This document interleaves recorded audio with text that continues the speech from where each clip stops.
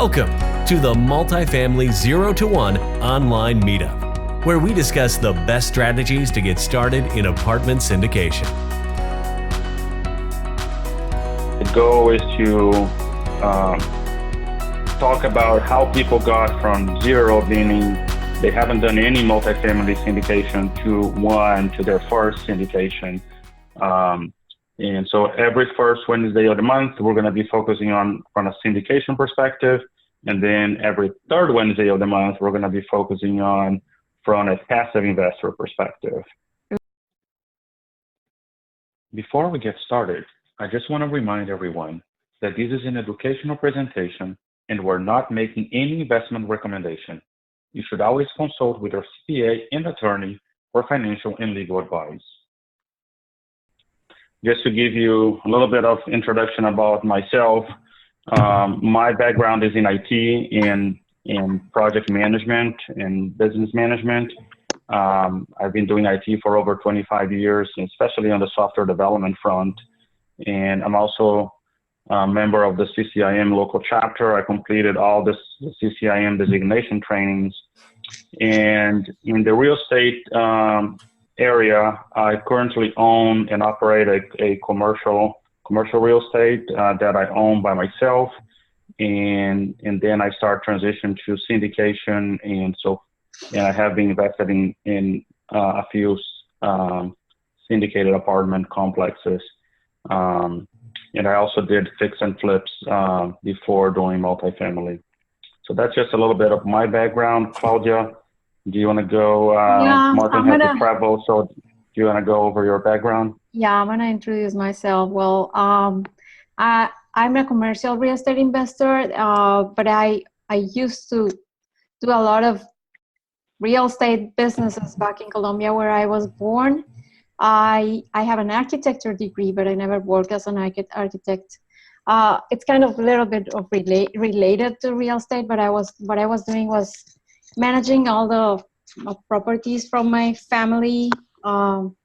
It was all kinds of assets, commercial warehouses, office, a lot of land and farms and single families and condos. We don't have multifamily in Colombia.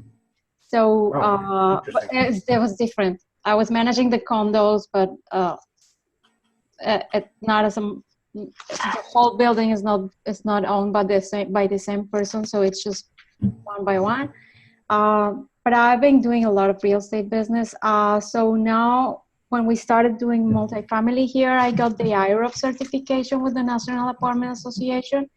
It stands for Independent Rental Owner Professional, where I learned a lot about the management, what the management company should do, all the processes, and what they do day to day to be able to do the asset management more efficiently. If you know what they have to do, you're able to check on them. So far, we've invested with Martin in 430 units passively, and we recently acquired first syndication, but we're in the process. So mostly passive so far. All right, thanks, Claudia. So Rico, do you want to walk us through your background? Yeah, sure. So I am a multifamily investor syndicator as well. My day job, I actually work also in commercial real estate. I'm a mortgage broker at Marcus & Miller chap here in the Houston office. In addition to multifamily, I do finance retail and industrial and self-storage as well. I have an undergrad in finance, and I got my MBA in commercial real estate finance and investments. So I too am a member of the CCIM Houston Gulf Coast chapter. I see Marcelo there all the time, and I have a real estate license in the state of Texas, even though I don't actually use it, but I keep it just because. And I'm also a personal student in the Brad Sumrock mentorship program. So. Okay. And yeah. So. No, go ahead. No, I was just gonna say, and as Marcelo mentioned, I was kind of like kind of a last minute stand-in for Junius because he had to go to a meeting. But Junius and I partnered together along with some other folks on this first deal that we just did. And so I got some big shoes to fill, but I'll definitely try to be as informative as he would have been. No, we're thrilled to have you here. Yeah. So what were you doing before doing real estate? Was it just about your job, or? I was working in healthcare administration, believe it or not. I was working at MD Anderson Cancer Center. I was working kind of a very, desk job, data entry, very process job. It was a nice gig. The pay was decent. It's a good company to work for. But what I didn't necessarily like about it was that it was very process oriented, which there's nothing wrong with that, but it just wasn't for me. I wanted a job in which the harder I work, reasonably, there's a more correlation between how much I would get. So that's why I switched to a commission gig. But yeah, I used to be in healthcare administration. Okay, so when you started in real estate, was multifamily your first option, or were you doing any other kind of investments or real estate things related? No, so real multifamily investment was not my first step. Like I said, I started off when I got into commercial real estate. I got a job as a commercial mortgage broker with Marcus and Millichap, and so my first real, area in commercial real estate was doing that. So I was doing retail and multifamily and industrial, and certainly wasn't an investment. So I didn't start out as in multifamily investment. But that was part of of your job. That is correct. Yes, it was my job. I sourced financing for commercial real estate investors, and I underwrote deals for a living, basically. So in the personal level, were you doing single families or anything else related to multifamily? I was not actually. And in fact, when I was the first. Sorry, go ahead. Sorry, so multifamily was the first. Yeah, that is correct. As far as investment activities, multifamily is my first. And how did you know about multifamily? So my partner, Junius, he had actually been a member of he was a foundations member of the Sunrock Group at the time. And, we both graduated from the MBA program together, and I was just trying to get a job. I was just like, I just want to work in commercial real estate. And he was in single family at the time. He was trying to move into multifamily. And he'd been telling me that, hey, let's go into this investment together. Multifamily is a great thing to get into. Basically he invited me to an R2R in, I think it was July of 2018. And that's really kind of where I got a lot of the information and the excitement of going into multifamily investment. And that's, yeah. Good. So, what in multifamily attracted you did you start being passive? I did not start as being passive.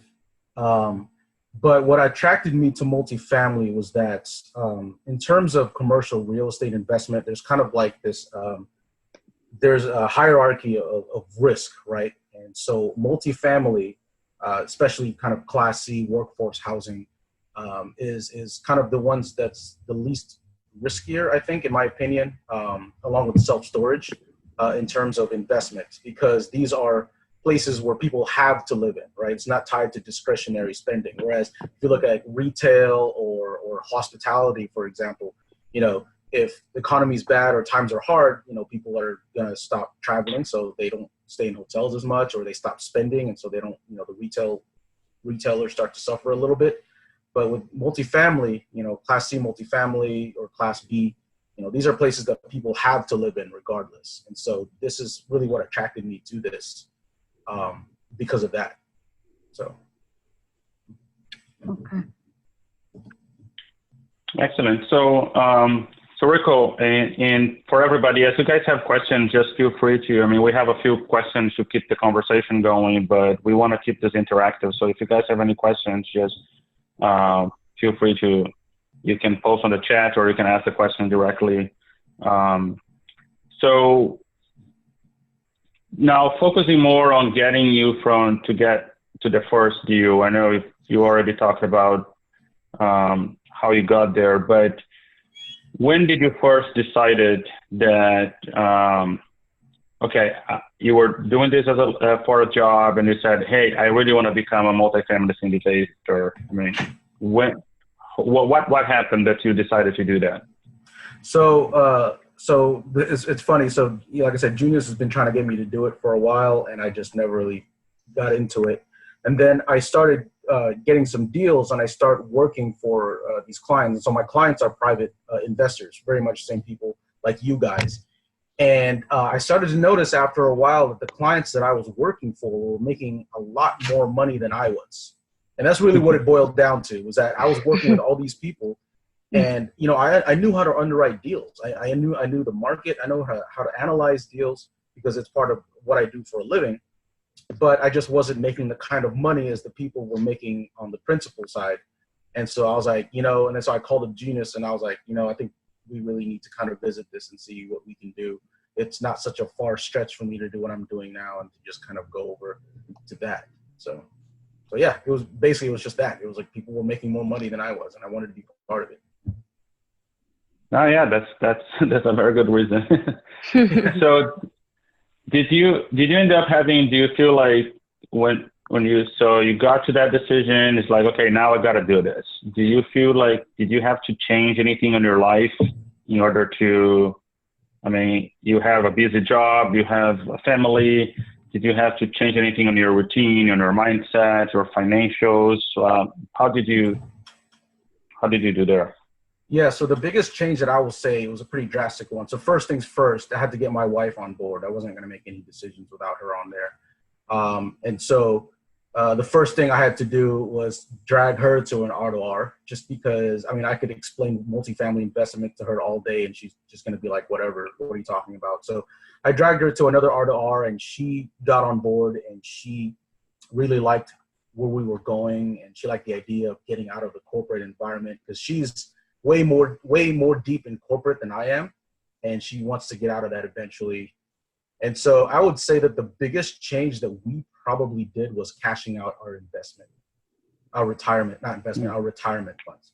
So I had a 401k sitting from an old job, and then she had a 401k sitting from an old job. And initially what we were going to do is, hey, let's just roll it over to an IRA or another such type of retirement, what you call traditional retirement vehicles. And we decided, we're not going to do that. And so we made the drastic move, which was very drastic for us because we both grew up in Filipino households, and you guys are familiar with Filipino cultures. It's all about save, stay below the radar, don't take any risks, put your money in a 401k or, IRA.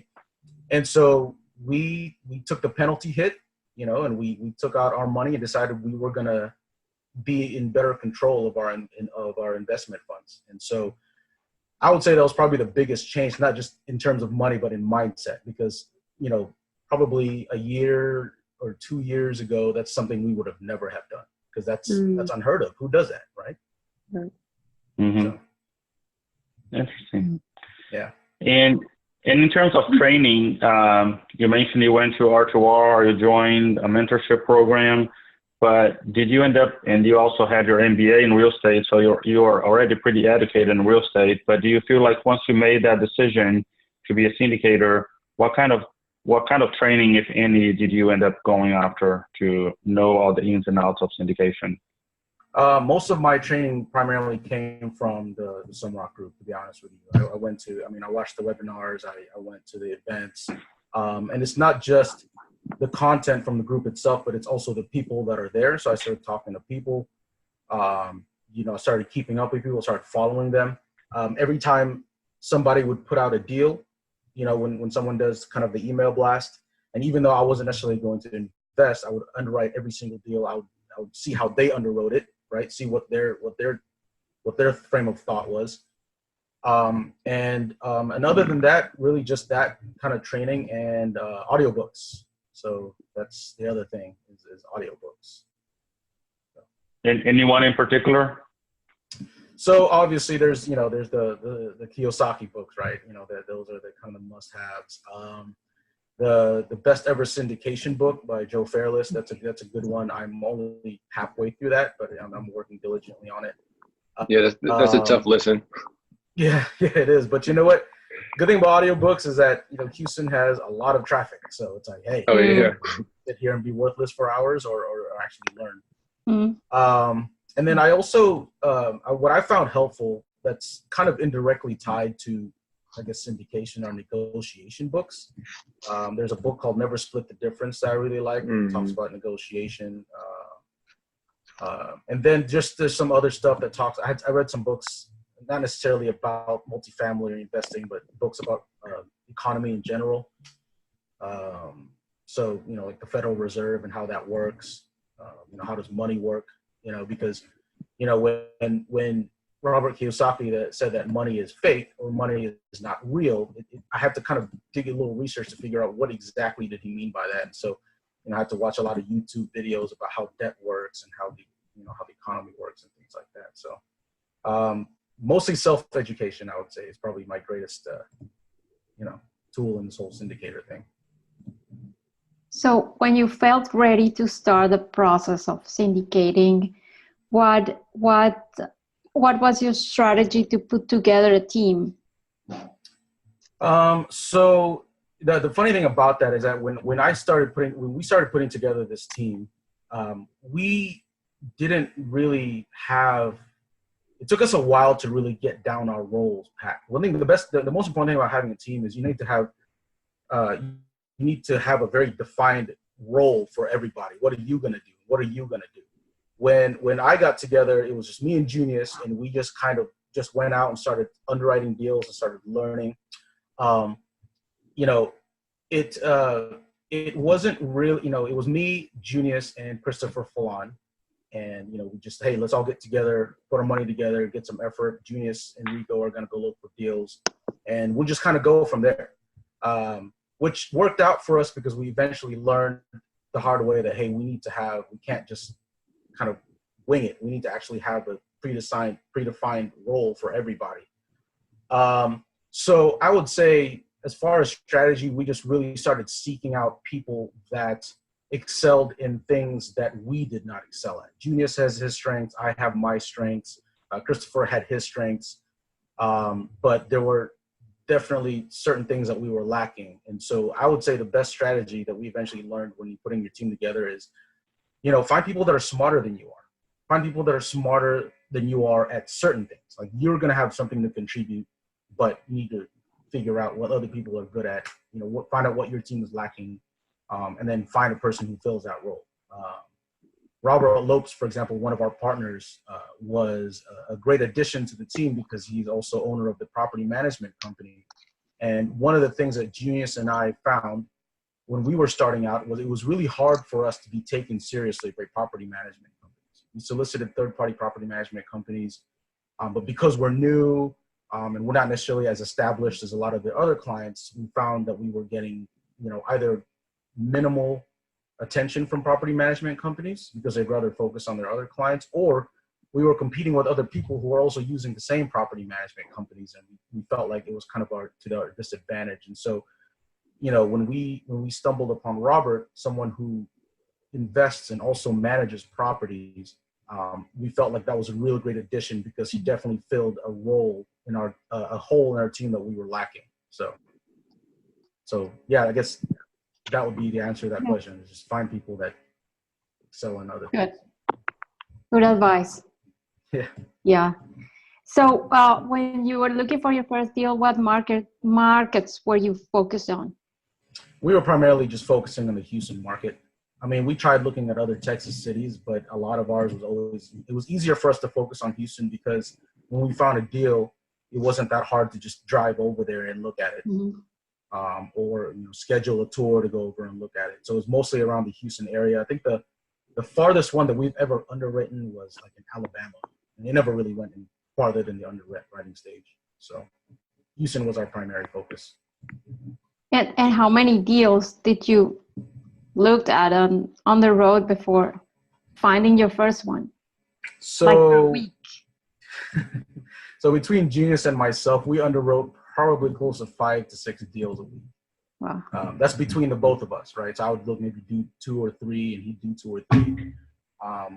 But most of these deals obviously never got past the spreadsheet stage. Yep. Right? You put some numbers in, and and so the reason we made it kind of such a volume game was because, one, it helps us to get exposure to the market, and two, it's also good practice to really just put these deals together.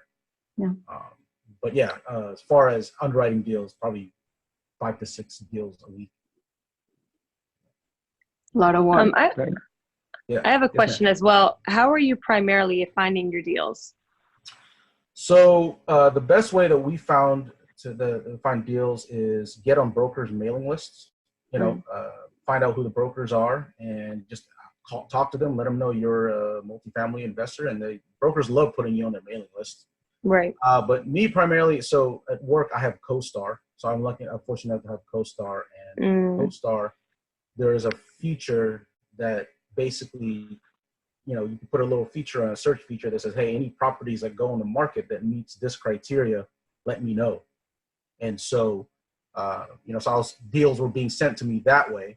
So how long did it take you from when you got serious to get all the way to find your first deal? Sure.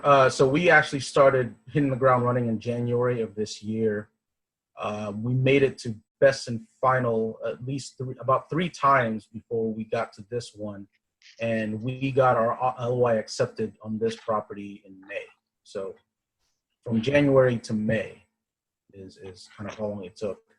That's when I got our LOI accepted, but we actually didn't get into under contract until June. Got it.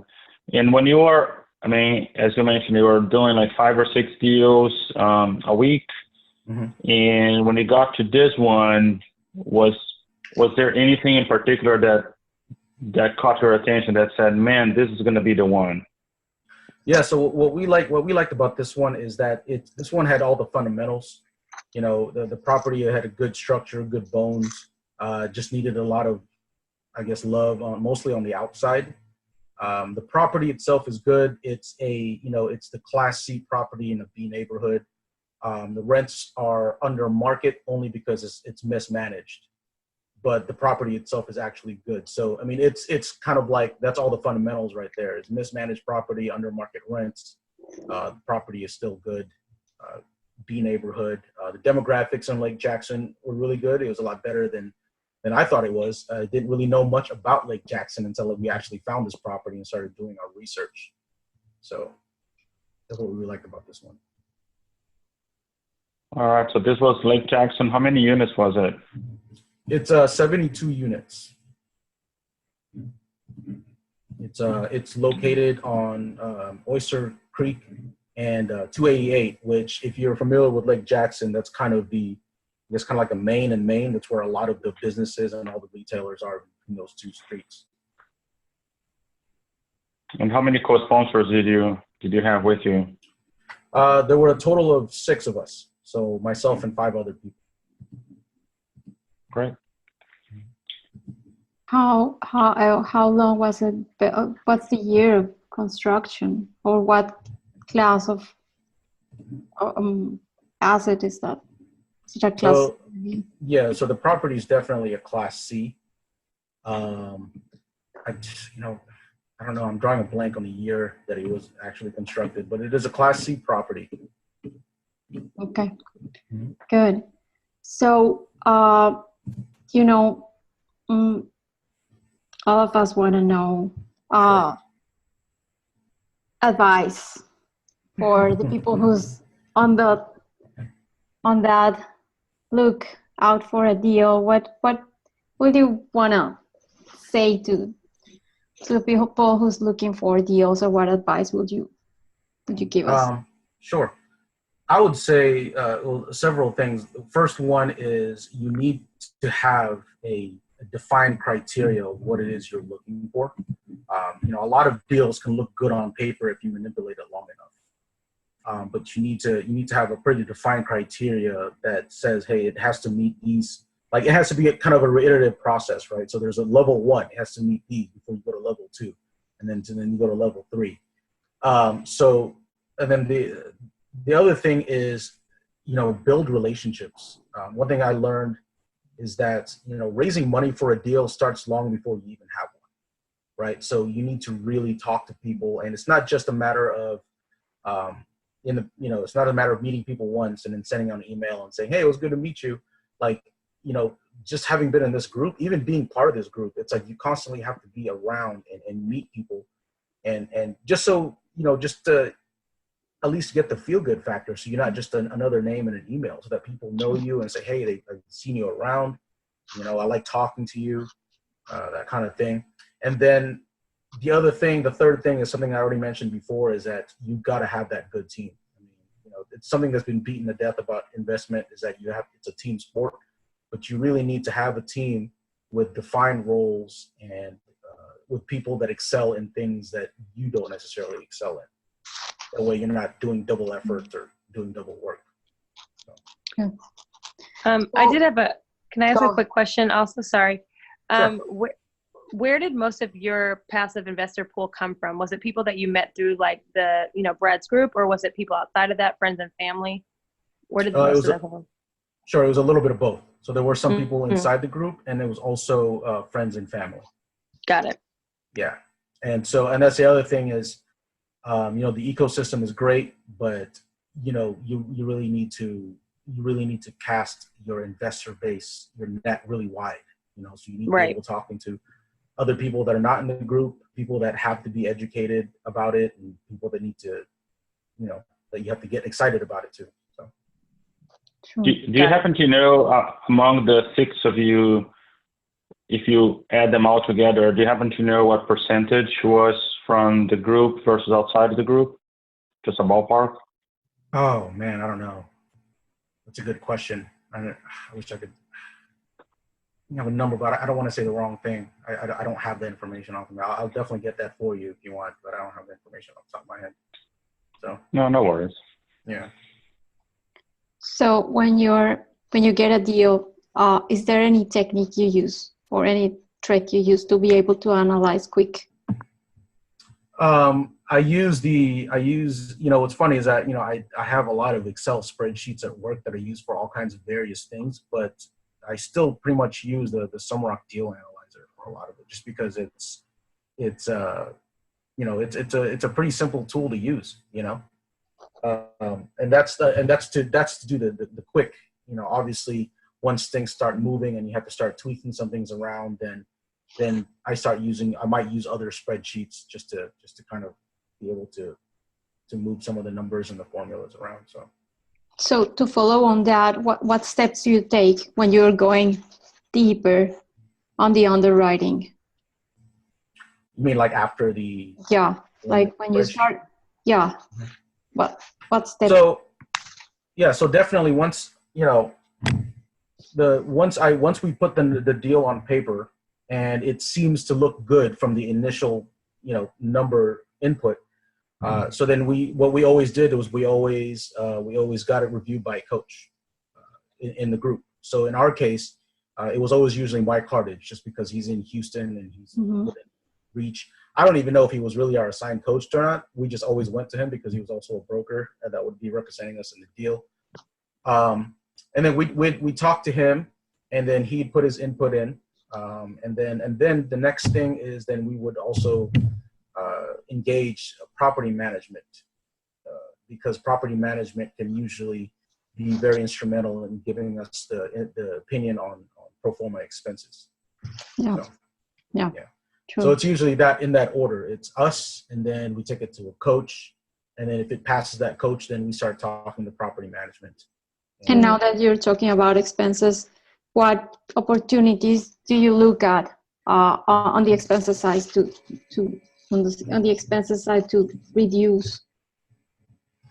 Well, it varies with each deal, but usually the ones that we've seen that seem to be inflated a lot of times is payroll. Payroll is one of those tricky things where, depending on how the ownership structure is formed, they can kind of manipulate certain numbers to make it look like the way they want to. So payroll is one of those things that we can kind of reduce. Property management fee, that is another thing that we can also reduce, just because it's, a lot of times people pay themselves a hefty fee. And then also water conservation, so utilities. That's one that we use on this one. We used SAS Conserve. You know, putting new toilets in there will reduce the you know, the water and sewer. And then the revenue side, what opportunities do you look for? Really, just we look to see if the properties, the rents are under market. If the rents are under market, you know, we look at what the comps are looking like in terms of rent, and if we feel like this one has lower rents, you know, we need to figure out why. Economic vacancy is another thing that we look at. A lot of people say that don't worry about economic vacancy, but we still kind of look at economic vacancy. If the property's you know, showing a lot of concessions, we're going to figure out why. What happened with this property? Why do you guys have such high concessions? And if no other properties in the market are showing such high concessions, what are you guys doing? So, yeah. And in terms of cap rate, oh, utility reimbursement. Sorry, I forgot to mention that. Yeah. If they're not being reimbursed for utilities, that's another way to capture revenue. good. In terms of cap rate, what do you use for exit cap rate? It depends on the market, but what's your take on that? Generally in Houston, we always started with 7 3/4 for an exit cap rate. And at the entry? I'm sorry? At the entry, you know, it varies with each deal. For this particular deal, you know, we were super conservative, so our entry cap rate was lower than our exit cap rate. I don't know if we necessarily look at entrance cap rate so much when we're underwriting the deal. You know, we primarily focus on exit cap rate, and you know, we use some very conservative projections. You know, like, you know, 2% income increases, 3% expense increases, and basically we figure if we can make the numbers work under very conservative conditions, then, you know, it could only get better from there. So. Awesome. Good. All right. So for the interest of time, I know everybody's excited to go see what's happening with the game. I'll just open the floor for everybody and see if anybody has any questions. I'll start with you guys, Jarvis. Do you guys have any questions there that you want to ask? I'm good. Do you have any? Yeah. I think I asked mine. While I don't think I have any additional ones. Okay. All right. Clayton, do you have any questions? I know it seemed like you were raising your hand earlier there.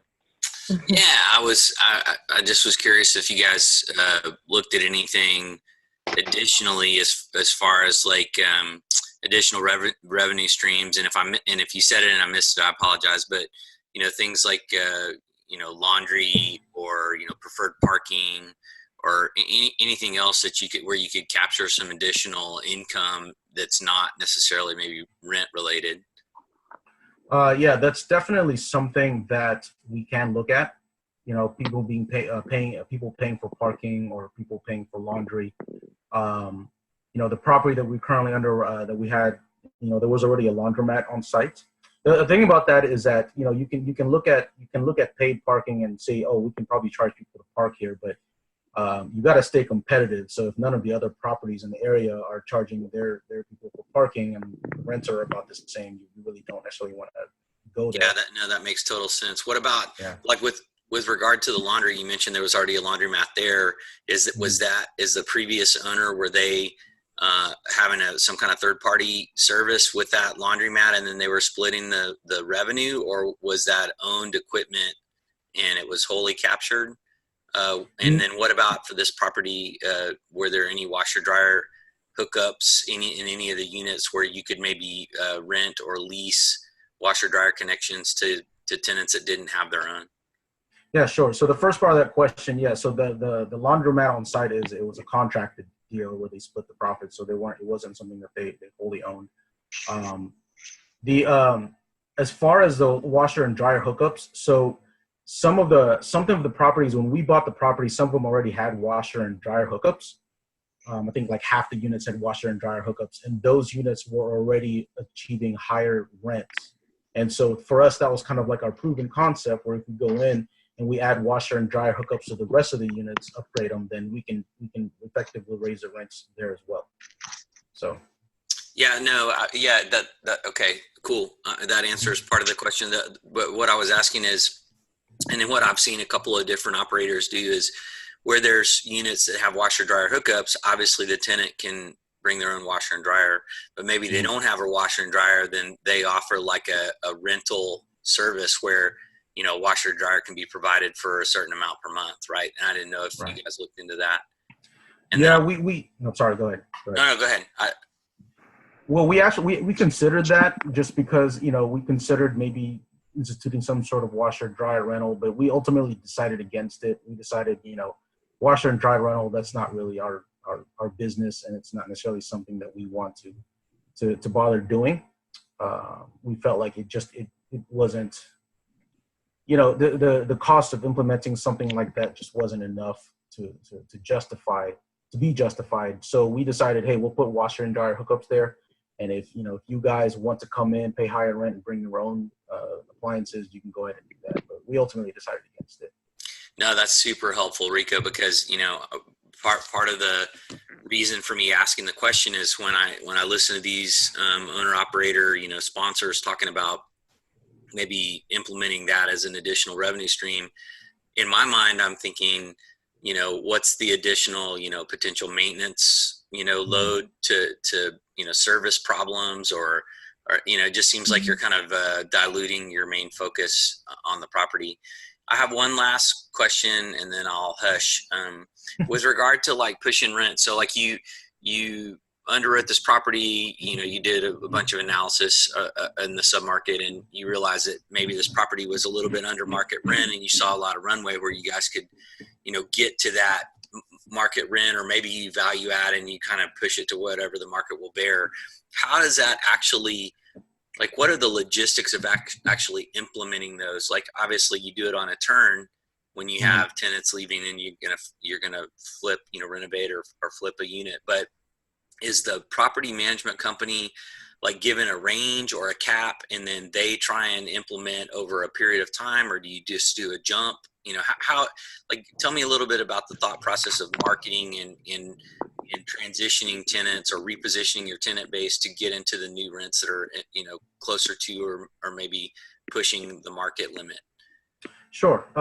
So this is probably a question better for one of the other partners with property management, but I mean, this is just basically what it is. When a rent on an upgraded unit runs out, or when the lease runs out, then we give them an option to say, hey, you know, we're going to increase the rents. Do you want to stay or not? And if they say, no, I don't want to pay the higher rent, and they move, then we take that opportunity to upgrade the unit and then bring in a new tenant in with higher rents. So, you know, we gave ourselves about, I want to say 2 years to kind of start turning this around. But yeah, I mean, that's basically what it is. It's just, as rents roll, you raise the rents on them, and if they move out, then you take the opportunity to upgrade it, and then you increase the rents. Okay, and just kind of a part B that I thought of as you were talking, and you know, maybe you have good long-term tenants that are willing to, you know, pay the upgraded rent, but they want to stay. Do you guys have like a mechanism where as you upgrade or implement your business plan to do renovations, can you offer, you know, market that to your existing tenants? Like, hey, do you want to move into an upgraded unit for higher rent and allow people to do that? Or do you just pretty much market to net new tenants as people leave? No, I mean, we'll do a little bit of both. I mean, so I'm trying to figure out. So your question was that, can you say the question again? I'm trying to figure out. Yeah, I'll try and rephrase it so it's maybe clearer. I apologize. You know, my brain works weird. But so you implement a business plan where maybe you take some units that are, you know, haven't been touched in a while, and you can kind of put a little TLC into the unit, and that's going to kind of justify, you know, rents that are more in line with market. You said it's a C class property in a B market. So you want to align from a value add perspective, you want to align, the unit so that you can charge market rents and you can have that absorption and get stabilized and all that. Well, what my question is as you're implementing your business plan, right? Maybe you have a down unit. I mean, not down, but just basically a tenant leaves and you're going to implement your renovation and then turn the unit. Do you market that unit to existing like good tenants that they've been there a while, they're they pay rent on time, you want to keep them? Do you say, hey, for this higher rent you can transition or move, basically renew your lease or prorate and move now into this turn apartment, so that frees up another apartment that you can implement your renovation in, but you keep a good tenant? Or are you guys basically in your business plan, the provision is as people leave, we market, the property management company markets to net new, residents that come into these new units? I'm just trying to understand how you capture the good tenants that you want to keep there by, giving them kind of a first at bat to get the upgraded apartments. Or is that not something you do? No. It's a good question. So to answer your question, yes, we do a little bit of both, right? So if the tenant leaves and we upgrade the unit, yes, and we're definitely going to try to market to the existing tenants first, especially if they have a good history of being a good tenant and paying their rent on time. Of course, we want to keep them around and they're willing to stay and pay the higher rent. Yeah, let's just get you moved in here. But we do it a little bit of both. So we're going to market it to existing tenants, but we'll also have an aggressive marketing to new tenants as well. Thanks, Rico, for joining us today, especially on short notice. I think I definitely enjoyed the conversation. It was great, and I thank everybody for giving us a try on this format that we're experimenting with. And our goal is to, like I mentioned for the folks who are here in the beginning, our goal is to always meet on the first Wednesday of the month and talk from a syndication perspective, and then on the third meeting third Wednesday of the month and talk from a passive perspective. And I think most of you have already signed up on the Multifamily 021 website. And so if you haven't, I suggest you sign up there because that's where we're going to be posting our meetings. Thank you for watching this week's episode of the Multifamily 0 to 1. Join us live the first and third Wednesday of every month.